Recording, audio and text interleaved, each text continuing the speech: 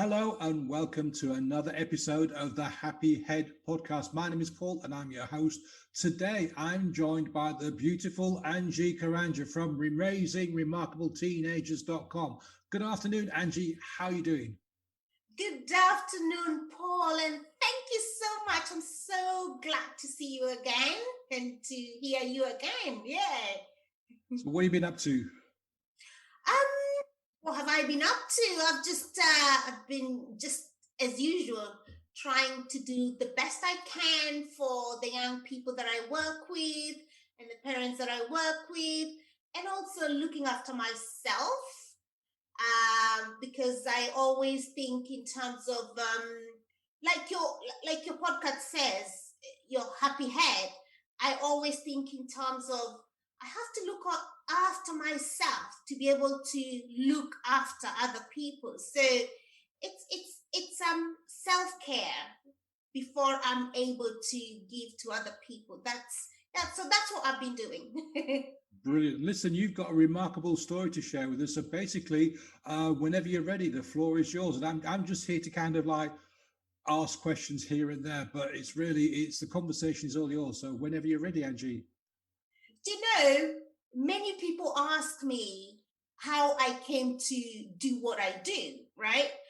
And sometimes I'm hesitant. I'm thinking, oh, should I tell the whole thing, or should I just just listen to what I'm saying, But then what I've noticed is when I'm talking, especially because I talk to young people and also parents of teenagers a lot about resilience, sometimes you think, what have you know, when people tell you, you don't understand where I've been, you don't know where I've been, you don't know my troubles, you don't know anything, people look at you and think, you've got it. And this is when I say to them, imagine, Paul, I want you to imagine with everyone else that you are about 6 years old, right? And about 4 a.m. in the morning, a giant rooster crows, right? So that wakes you up, isn't it? Oh, yeah, absolutely. It wakes you up. And so I'm up. I'm 6 years old, just been yanked from my sleep. And I'm thinking, okay. So I get up, and all I have is to just rub my eyes and then jump out of bed, rub my eyes, dress up into my uniform. And then in the corner is some place where I put my plastic paper bag, which is my school bag.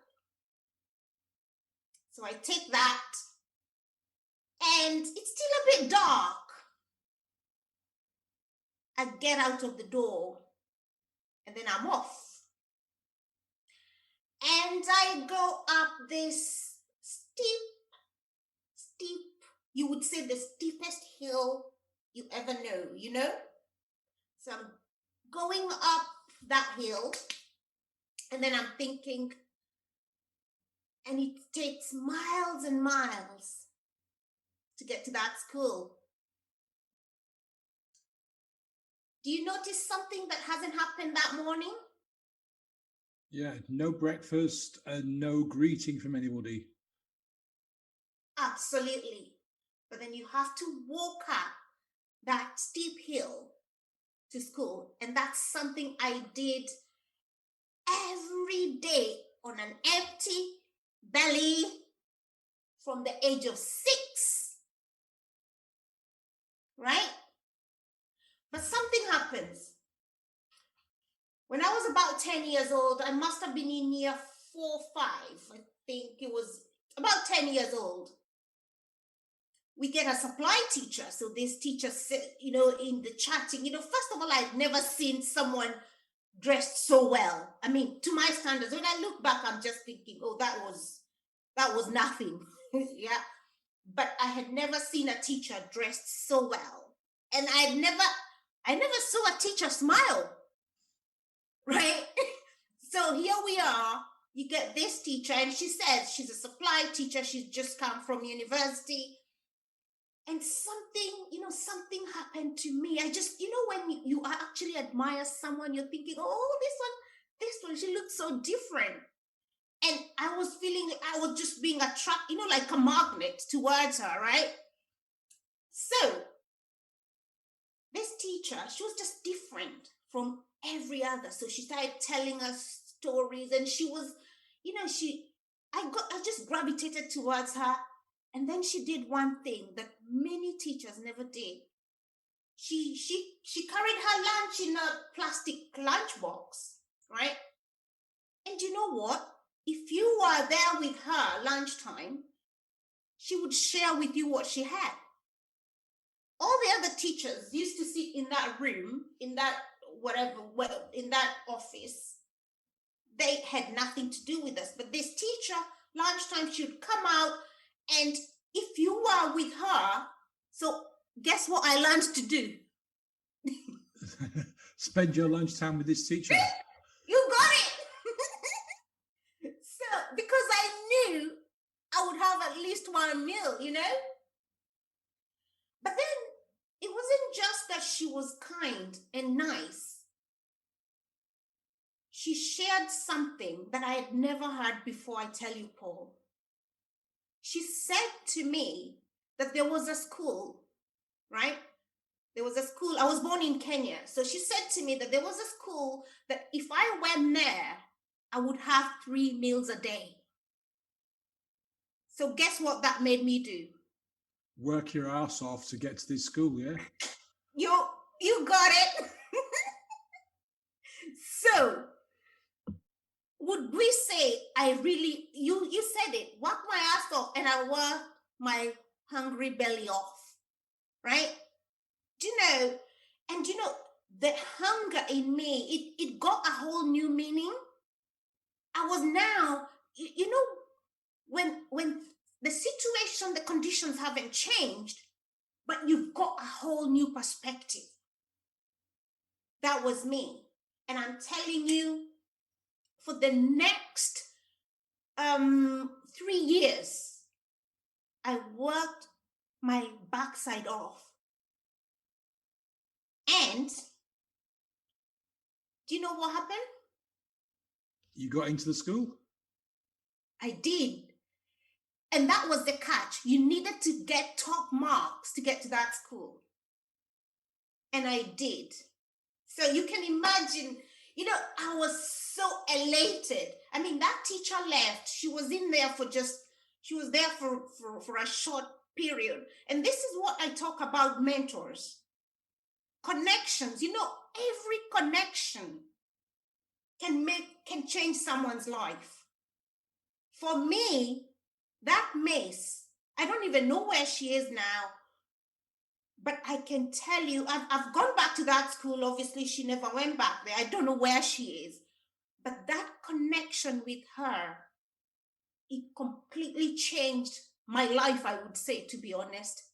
I mean, of course, in life, you get other mentors, you get other people along the way. But for me, she cultivated a dream that, when you don't know how to be thankful? And I learned so much from her in that short period that we spent with her. I learned so much, Paul. It's something I would take through my life. And that's why, for me, mentoring, the work that I do as a psychologist, it's just giving back.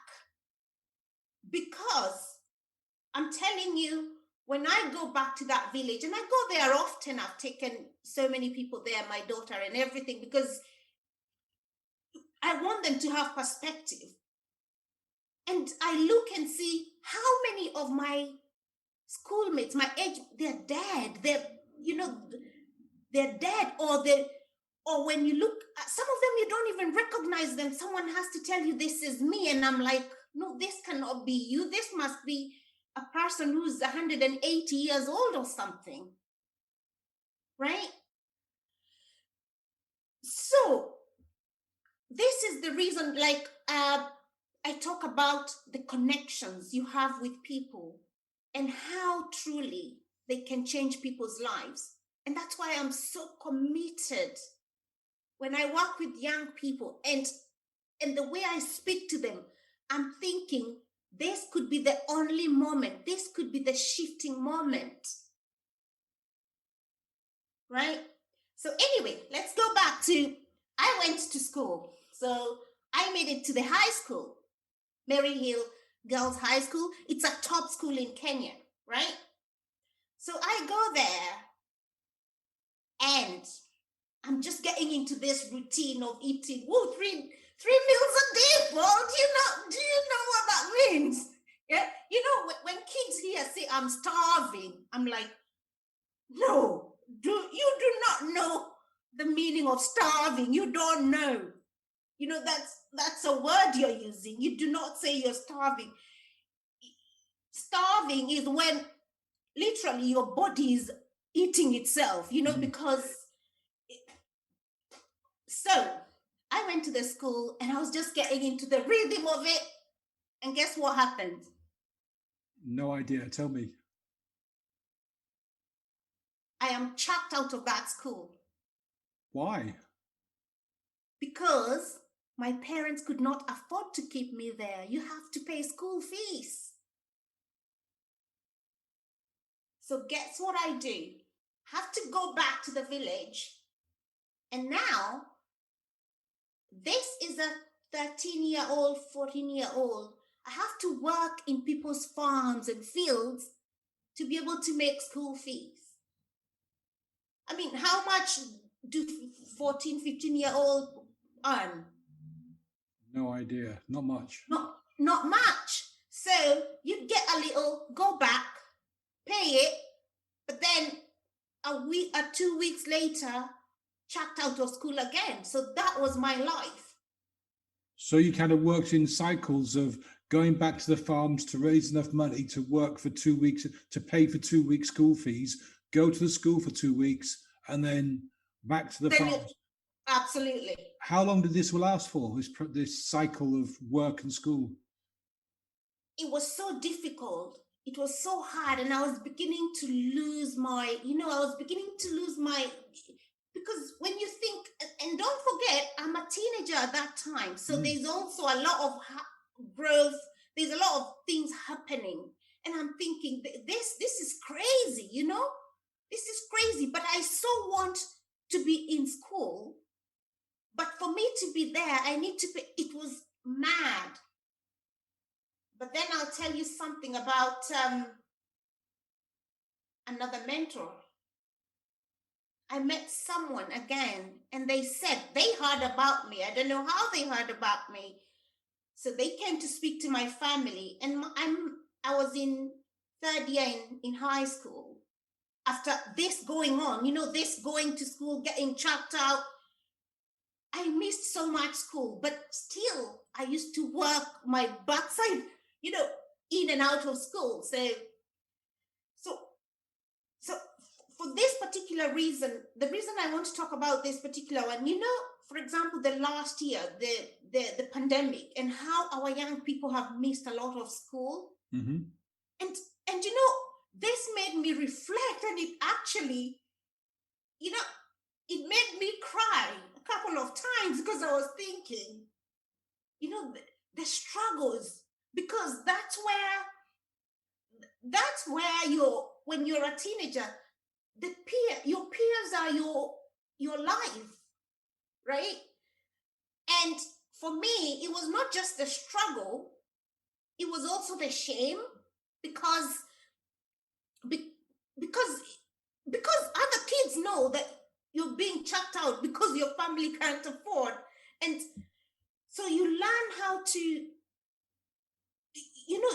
I don't even know how I managed at that time, but in reflection, I am able to explain what happened. So anyway, so when people say to me that you don't understand, I say to them, yeah, it's true. I may not understand your exact situation, but talk to me about struggle. Oh, I know what that is, right? So I met this person again, and they heard about me and how much I was trying. Believe me, Paul, when I worked in those firms, when I put my heart into something, I go for it. Mm-hmm. I go for it. I worked in those firms like, well, I don't know what to compare it with anyway, but I did it. So they heard about me, and then as the person was speaking to me, they kept saying to me how my thinking was quite wrong, because I was talking to them. I was angry. Yeah, I was angry. I was angry with my family. How can, why are you not being able to afford? Why? I was angry with them. I was having feelings of shame. I was, even guilt. I had all these emotions. And the person said to me that that was one of the things we had to ditch. Because if I carried that kind of thinking, even if I went to school and did well, that would stop me from actually doing well, because how she explained to me was feelings that are trapped in your body at that point, that they actually stop you. They give you, first of all, they give you disease, and then they can stop you from progressing.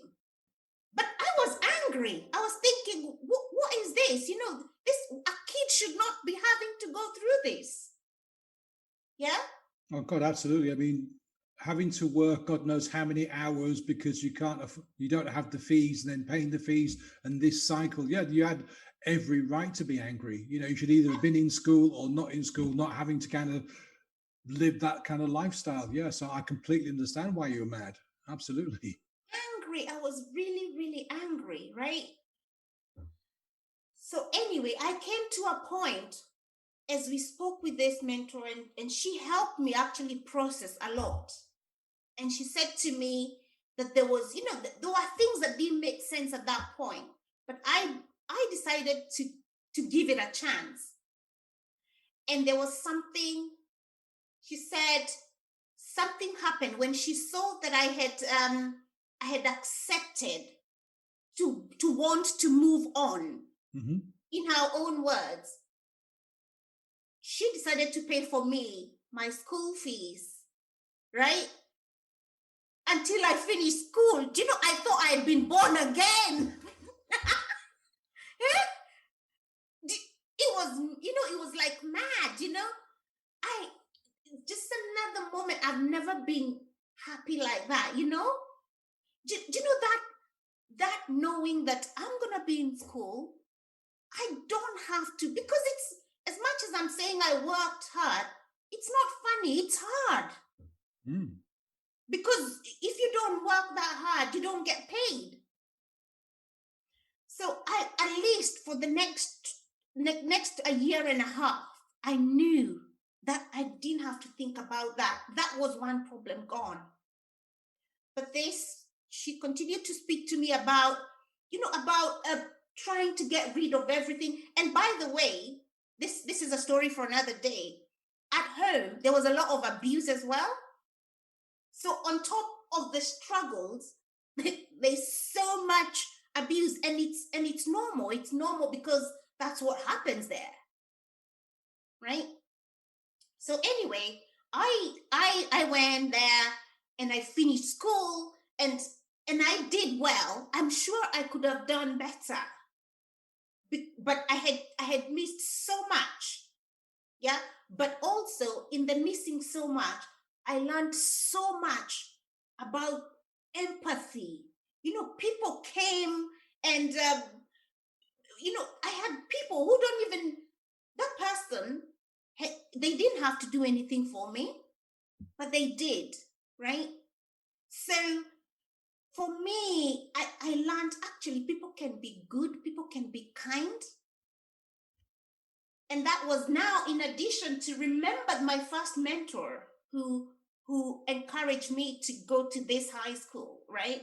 Mm-hmm. So it was time for me when I finished high school, and I was determined to go and take a career where I can help people and all that. But then, do you know what happened? What happened now is when I finished high school, my brothers were just going into school, right? Mm-hmm. So I remember my brother telling me that when I finished, they were just going into their own schools where they, at that point, primary school was no longer free in Kenya. So when I started working, I was a good worker because I could do anything. I'm the kind of person, I'll do anything. So when I started working, and just before I started enjoying my money, I looked at my brothers, and they were at a time where this is basic education. And I was torn between going for higher education for myself or paying for them. So what do you think I did? You paid for your brothers. You know, Paul, I remembered the struggles, the shame that I had gone through. I just said, you know what? I'll pay for them. My higher education can come at a different time. But I never lost the dream. I never lost it. I never lost the hope and the belief that I would do it one time. So I did. I paid for them and everything. They finished. They are ever so thankful. And I'm so thankful because I did it. Because later on in my life, I would then go to uni and I would study postgraduate, and I would qualify to be a psychologist. You see, that's how I have come this far, right? So how many years did you work to support your two brothers go through school? I worked for about, and by the way, there were three of them. Three brothers, right? Okay. There were three of them. So just when one is finishing, the other one is in. It was many years. It was about almost about 12 years. Wow. I postponed yes, I did. About 12, 13 years. I held back me going to, because for me, I just couldn't imagine them going through what I had been through. So I did that. But then also, that made me have another dream, which is something I've been doing. After I finished paying for my brothers, do you know what? I said to my mom, any kid in the village, one that's determined, not just anyone that's just lounging, especially girls, any kid that wants to go to high school and they cannot afford, I'm in there. And I've been doing that for years. I know some of them, I know the girls, they don't know me. The only one that knows that it's me is because she was actually my very good friend in primary school. She's her daughter. So when the man died, again, I'm telling you, these are my friends, these are my people, and because of the conditions there, they just die, or they're in just some not very nice conditions. So that girl, she's the only one that knows, because as soon as my friend died, I said straight away, this is like my daughter. And she's the one kid that knows it was me that has paid for her secondary school and also her college. The rest of the girls, they don't know it. And I don't want them to know, because when I think about, because I don't want it to come back to me. I just want people I just want them to do well. Mm-hmm. Yeah. So this is where we are. So yeah, that's my little story. There's so many bits that I have left, which are for I mean, I think we would need 3 bottles of wine and 2 days to talk about So it. listen. So let's just kind of close the story off a little bit. So you've put your 3 brothers through school, and so you kind of spent 12 years working to support them. Yeah. When do you get to do your higher education? When did you get to go to university and do your postgrad? I went in 2013. 2013 is when I did my undergrad psychology. Yeah. And we're still in Kenya at this time, yeah? No. Actually, no, this is not in Kenya now. I came to the UK in 2000. Right. Okay. Gotcha. Yeah. So in 2013 is when now I go to uni, and I go to uni here because I was still supporting my brothers. So you were sending money home to back to Kenya, yeah? Absolutely, to take them through school. So what kind of work were you doing over in the UK? Anything you could get your hands on, or anything specific? The first thing I did, actually, because I came and I went to a college, right? But again, it's so hard because you have to pay for, and that's when I decided, I can't do this. I can't be paying for, I cannot afford to pay my school fees and also pay for them school fees. So at first, what I was doing was just going to college because I had to go to college, right? And then sending them the money, and then I had to stop, right? I had to stop going to college. And then in 2003, I got a job with at the Young Offenders Institute, right? So I got a more permanent job, which was because this is what I've been doing as a mentor, in social work, right? So because this is what I had been doing, working, especially in Kenya, I was working with an NGO, which is a non-governmental organization, again, working with the youth, right? So when I got that job in Milton Keynes, right, I was able to be a bit stable. I still continued to pay for them the school fees and everything. And then they finished the school and everything. And then I got my own child. I got my own child in 2005, December. And then obviously she was growing and everything. And I was the kind of, because of how I grew up, I really wanted my daughter to have me as someone to look up to, as a mentor, someone who's available, and at the same time I'm working, because I just didn't want her to go through what I had been through. Yeah. So I actually tried to go to uni in 2008, but I just couldn't leave her. I thought, no, I can't leave this kid. I can't leave her. She needs a mother that's available, you know? So I left it. And then when she started going to regular school, when she started going to primary school, and she was a bit, regular hours, she was a little bit more independent. Then that is when I went to do my undergrad. Yeah.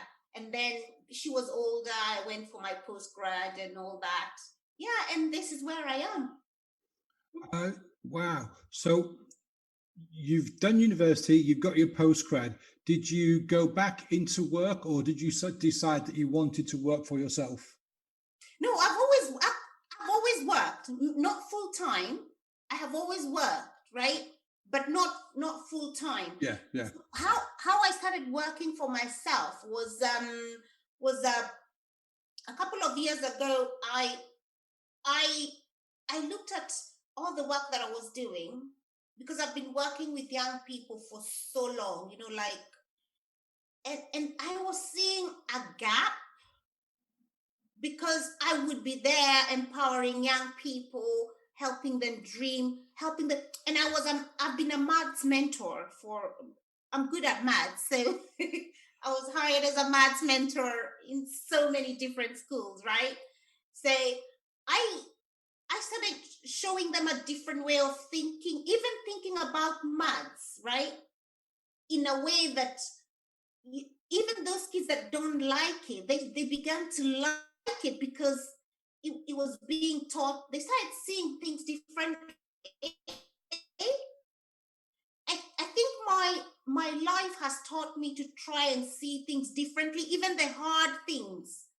And that's why, for example, a subject like maths, I mean, so many kids stopped me and said to me, "Gosh, miss, I passed this," and those are the kids who they used to say, "I'm not the maths type," or "I'm not I'm not. That's not me." But I think from my experiences, I have learned to look at difficulties in a different way that actually serves you.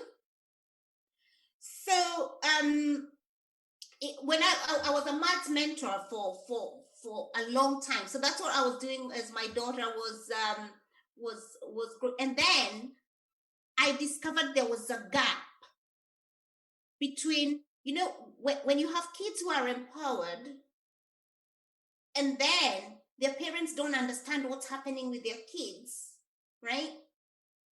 And the parents are thinking, "Oh, this kid is being radical, or this kid is being rebellious, or this kid is being rude."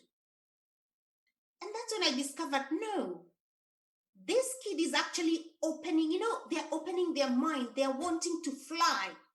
But because the parents don't understand, especially teenagers, they think that the kid is being, is being radical, right?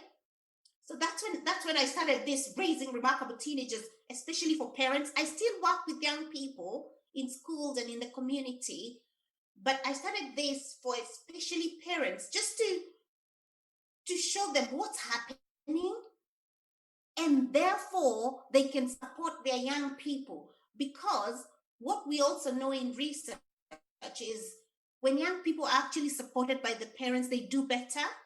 Mm-hmm. They do much better. But when there is that collision, when there's a collision or there's a conflict between the young people, what the young people are thinking and what the parents are thinking, that's why you see, kids either do it this way. They either clam up or they become aggressive. And either of those is not very nice, because when they're in that situation, then they're not able to share with the parents exactly what's happening in their life. And if they're not sharing, which is a normal thing for kids to do, what do you think happens? Well, this is when you get the problems, isn't it? It's when you get the disagreements, when the kid leaves home, runs away, or starts doing unwanted behaviors. Absolutely. And what we know is that, especially now, the research is showing us that 40% of young people say they are lonely. Can you imagine that? This is between you and I. If we have teenagers, one of our teenagers is lonely.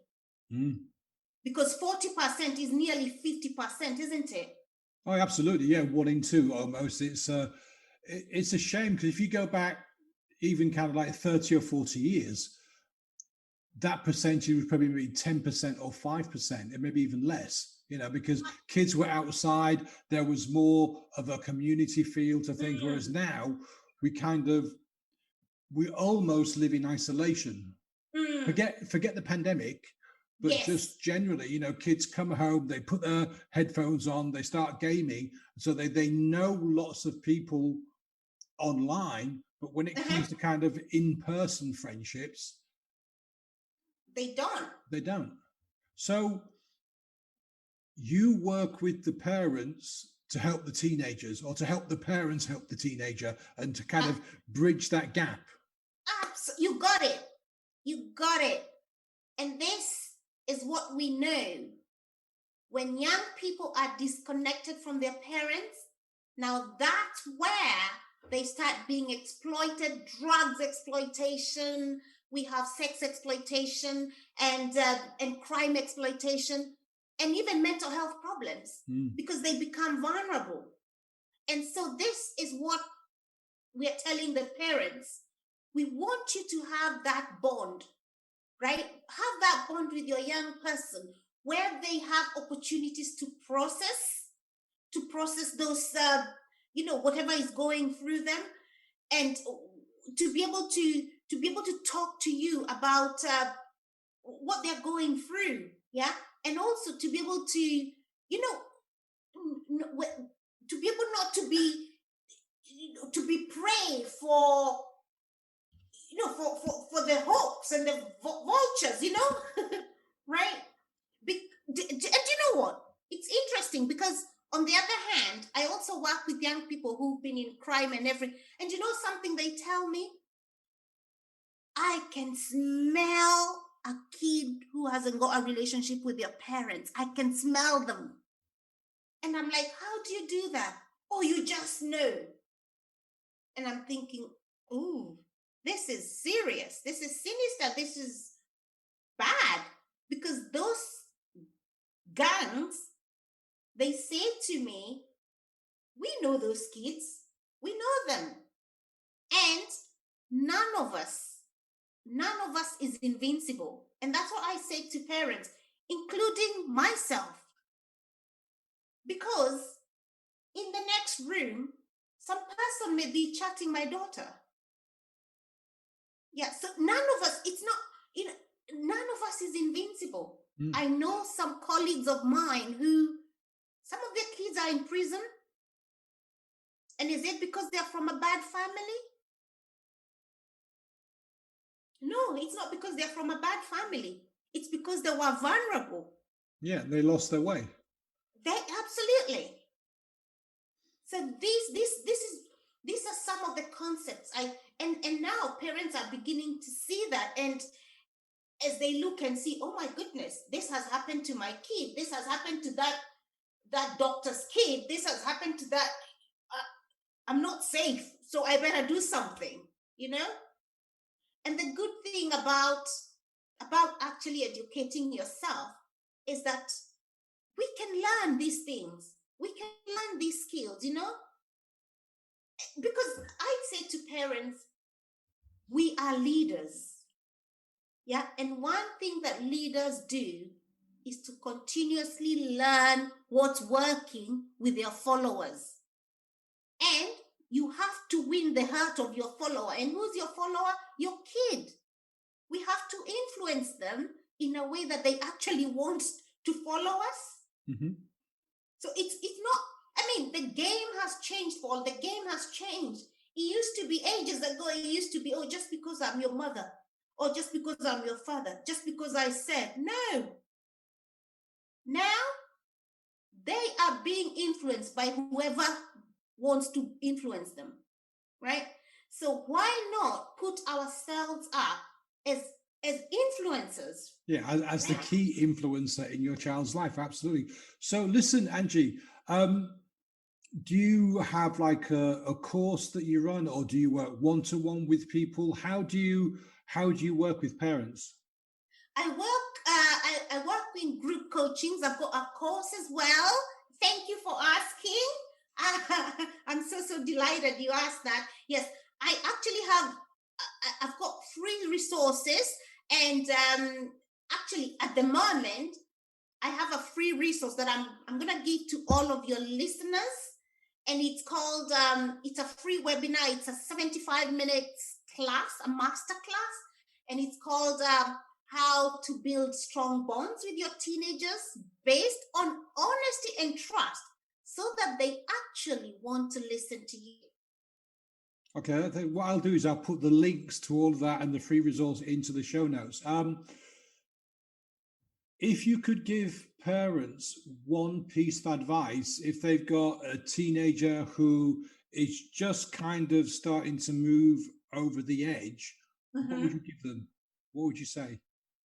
For me, the first thing is connection.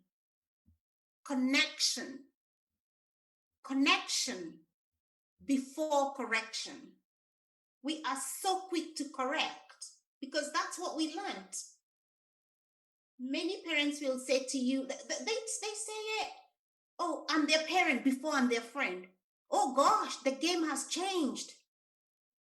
We've got to, if you want someone to trust you, you've got to be your friend. People have relationships with people they trust, people they love, people who are friends. And you're going for a party and that's not, but we have to change our thinking in terms of this kid is my friend, especially teenagers, because 2, 1 connection. So it's connection before correction. Let's think before you correct your kid. Let's think in terms of connection. In fact, you've asked for the one thing. If you forget everything I've said today, I want you to think about the 80-20 rule when you're working with your teenager, when you're dealing with your teenager, right? And this is what it is. It's probably going to go against your grain, right? Praise them for 4 things before you ask them or correct them for one thing. Yeah, that makes sense. So give more praise than you do criticism or correction. Absolutely. And this is why, psychologically, what happens is, Paul, if I came to you and said, oh, I love your hair, right? And I love your jacket, or it was nice when you did this, and it was nice. And then I said to you, can you move that thing from there to there? You're going to be more receptive than if I just came straight and gave the order. Yeah. And this is what we need to do. It's about preparing them. It's about motivating them in that one intrinsically. Intrinsically, right? Yeah, gotcha. Yeah, it's that one. So you say something that, I don't want to go to so much science. In their brain, teenagers have this thing of, it's called the striatum, and it's something that really thrives on praise. And we need to evoke that. Praise them for 4 things before you ask them. If you haven't, just hold your tongue and wait until you have praised them for 4 things. And that is going to, that's really going to work for you. And for me as well. Don't forget, I'm a parent of a teenager as well. So I have to practice what I preach. Listen, Angie, that's been absolutely brilliant. I've really, really loved your story and the way you tell it with such emotion and enthusiasm. I'll put all of the links that you mentioned into the show notes and the free resource. I really appreciate your time today. Thank you so much for coming onto the show. I really appreciate it. Thank you so much, Paul, for allowing me to to tell you my story. And it made me feel hot a little bit, but I am glad you gave me that opportunity, and I am so grateful. Thank you. Listen, guys, thanks for watching. Thanks for listening. And that's the end of today's episode of the Happy Head podcast. And I'll see you again soon. Bye now.